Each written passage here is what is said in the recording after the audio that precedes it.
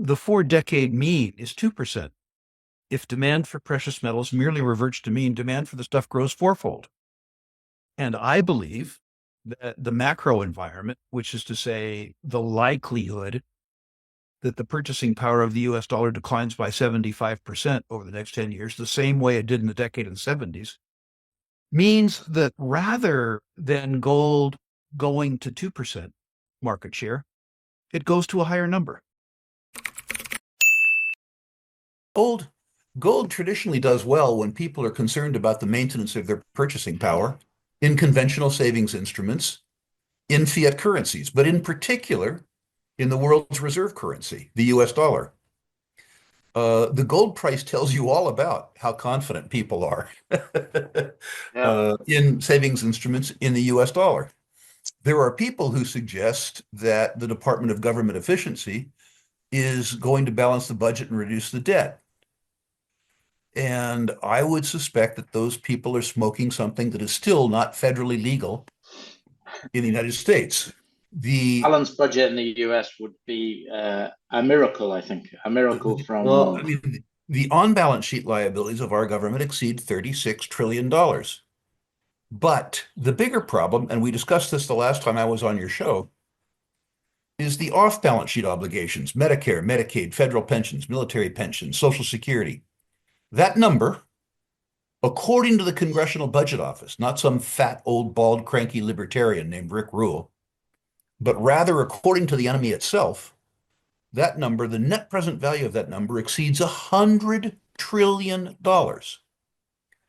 So the net obligations of the US government, including to US citizens, exceeds $130 trillion, while the Internal Revenue Service, or in my mind, the Infernal Revenue Service, estimates that the private net worth of American citizens is $141 trillion. Meanwhile, the on-balance sheet liabilities of the US government increase by $2 trillion a year, and the off-balance sheet liabilities of the US government increase by $2 trillion a year. Now, would that not make you concerned well, about the maintenance of the purchasing power of the US dollar? well, And you can see a historical precedent for this. If you look back to the decade of the 1970s, in the 60s, the US had fought two wars, the war on poverty, which, by the way, we lost, and the war on Vietnam, which we also lost. And we couldn't raise revenue because the highest marginal tax rate in the United States was over 80%, and we couldn't stop spending. So what we did, according to the Office of Management and Budget, is that in the 10 years between 1970 and 1980, we reduced the purchasing power of the US dollar by 75%. Not coincidentally, the gold price increased from $35 an ounce to $850 an ounce. Now, I would suggest to you that part of that rise had to do with the fact that gold had been price controlled. So I give the market the move in gold from $35 to $100. But as the purchasing power of the US dollar declined by 75% over 10 years, the gold price went up eightfold. And in this circumstance, I think past is prologue. I think the probability that the US government deals with debt and deficit, that they actually cut federal spending programs is nil. Zero. hmm. Uh, Another piece of arithmetic that we covered the last interview, but some listeners won't remember the last interview. The market share of precious metals in the US market is almost nil. 0.5% of total savings and investment assets in the United States is allocated to precious metals and precious metal securities. 0.5%. You The imagine if that four went up to even 2%, what would the happen? 4-decade mean is 2%. Oh, there you go. 4-decade mean. So gold doesn't have to beat the S&P 500. It doesn't have to replace Nvidia. The US dollar doesn't have to go to zero. The US Treasury market doesn't have to blow up. None of that dramatic stuff has to happen. All that has to happen is for interest in gold to recoup its 4-decade mean. And if that happens, demand for the stuff goes up fourfold. And the price I of gold think, goes goes to $10,000 at least, you would imagine. I mean, if gold goes to $10,000 and I'm right about the deterioration of the purchasing power of the US dollar, in real terms, the gold price doesn't go up at all. In Yes, yes, I nominal agree. terms, in nominal Yeah. terms, it goes up three or fourfold. And that's my But case. Well, that's another great point in favor of gold. If you look back to the decade of the 70s and to a lesser extent of the 80s, all of the major trading blocs were trying to reduce the value of their currency. The Japanese have done it for 60 years. The Chinese have done it. The Europeans have been particularly successful at it, perhaps inadvertently. Uh, Gold is the only medium of exchange that doesn't have a domestic political constituency for devaluation. There's three ways to invest, and it really depends on who the investor is. I don't think there's any one size fits all. It is a mystery to me why anybody wouldn't own physical gold. I think it's like insurance. It's like owning life insurance or auto insurance. It is political catastrophe insurance. And it's very difficult for me to understand why somebody wouldn't own that. A little bit of gold goes a long way. Had you in 1970 had 5% of your portfolio in gold, you could easily have lost 50% of your bond holdings and 50% of your equity holdings and broke even at the end of the decade on 5% of your portfolio that was involved in portfolio insurance. So I don't see any reason why anybody wouldn't own physical gold. I think it's malfeasance with regards to your own family, not to maintain Agreed. your purchasing power in physical gold. For those people who have capital left over to invest, buying the highest quality gold companies, not the flotsam and jetsam, The fun ones. So the give us best some of the best. I'm not talking the about genius. I majors. mean the best of Okay. the best, not the lame, the halt, and the blind. I'm talking about Wheaton Precious, Franco-Nevada, Agnico Eagle. If you can stomach some political risk, perhaps Endeavor.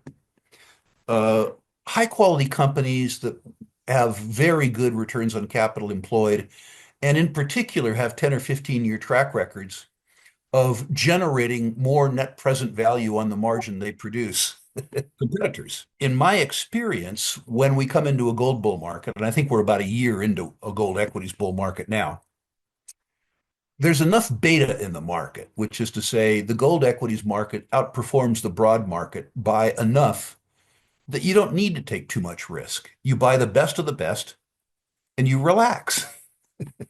You just relax. Long about the time you're feeling really, really, really smart, you sell some. So we've done insurance, we've done investment.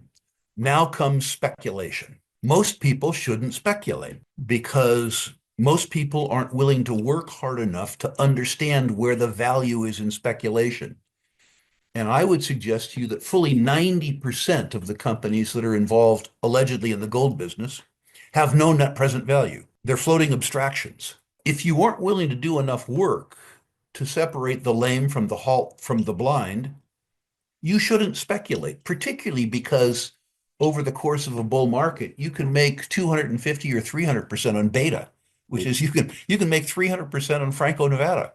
I've now graded almost 100,000 portfolios in 25 years. Okay. And let me tell you something I've learned from that. 90% of punters are losers.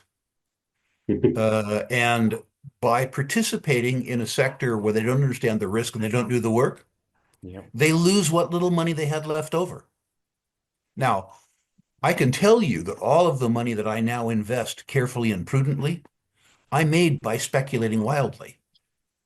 But I had 3 decades of 60-hour weeks. Mhm. Most people's speculative technique is got a hunch, bet a bunch.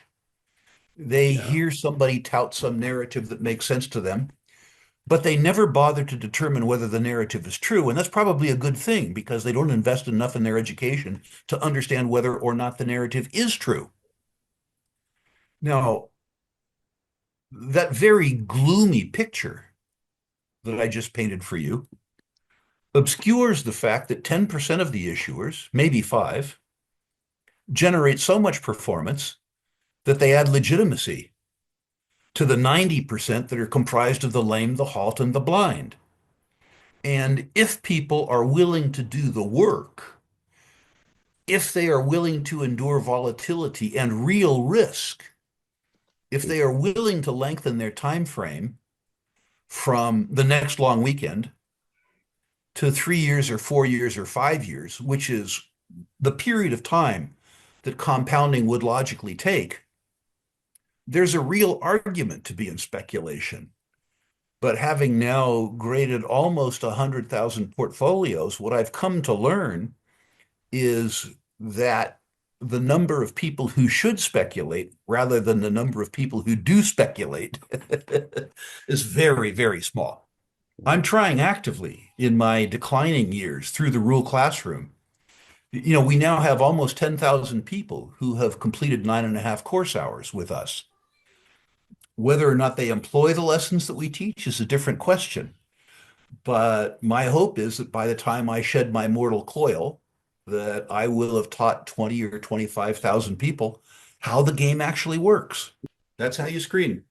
We talked in our last interview, I don't know if you recall, but we talked about Pareto's law. We talked about the 80-20 rule. Yeah.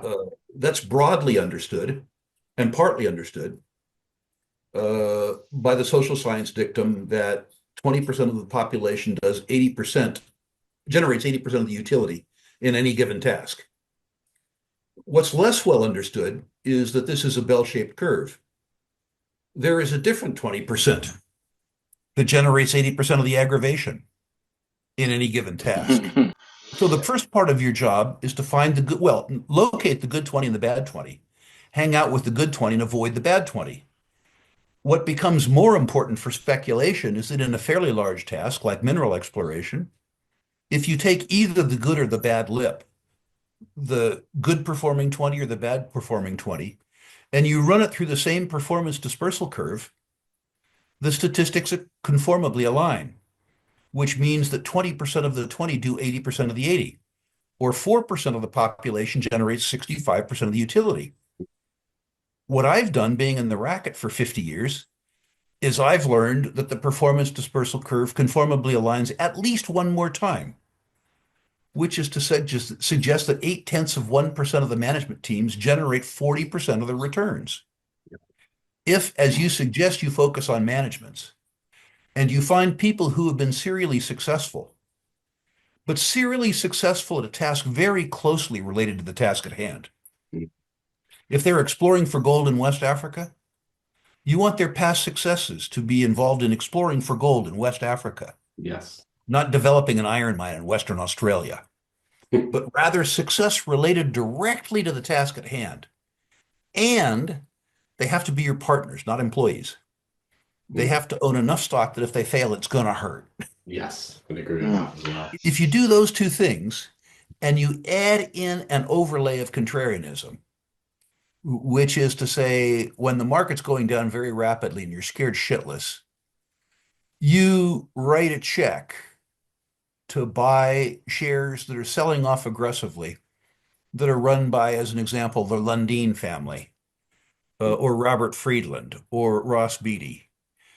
If you have the intelligence and the tenacity to do that, then speculation becomes much, much, much more predictable. Well, I think we're coming into a 5-year period that's going to be good for the whole range of resource and precious metals companies.